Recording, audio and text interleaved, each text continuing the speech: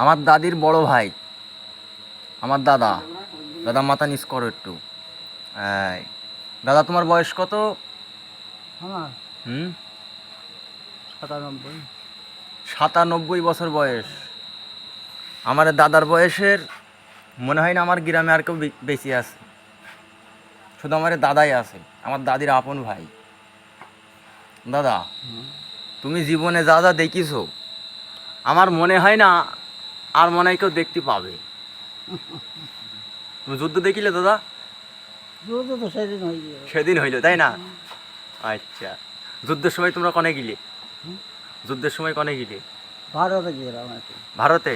তাহলে তুমি সমুদ্রের দেশ ধরে তুমি দৌড় মেরিল তো? না, আমাকে আধা আধা কার সমুদ্রে তেড়ে এলো। না, তোমার ক্রস ফায়ার দেওয়ার দরকার। ওই সমুদ্রে তেড়ে এলো আমাকে। তুমি ইন্ডিয়ায় দৌড় মেরিলে, তুমি বাংলাদেশ স্বাধীন নাকি চলে গেলে কেন? আবার চলে পরে চলে আইলে দেখুন স্বাধীন হয়ে গেল তো এখন।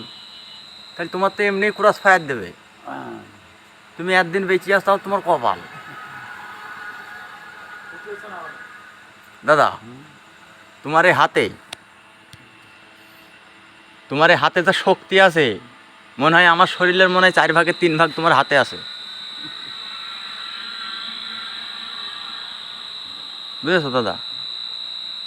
তো যাক, আল্লাহ তোমার হায়াত দারাজ করুক। তোমার বয়স 97 বছর, আল্লাহ তোমার এখনো হায়াত দিক। তুমি থাকো আমাদের মাঝে দাদা, হ্যাঁ?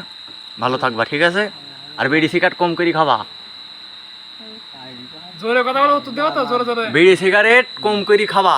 বাদ দিয়ে দিয়ে ফেরাই একটু আর তো সময় আছে খাই একটু না, সময়তে খালি হবে না, তোমার বিড়ি সিগারেট খাওয়া একদম বাদ দিতে হবে। দিলাম। চ্যাসেজ শক্ত রাখতে হলে পিস্টনে মোবাইল ঠিক জায়গা মতো পৌঁছাইতে হবে।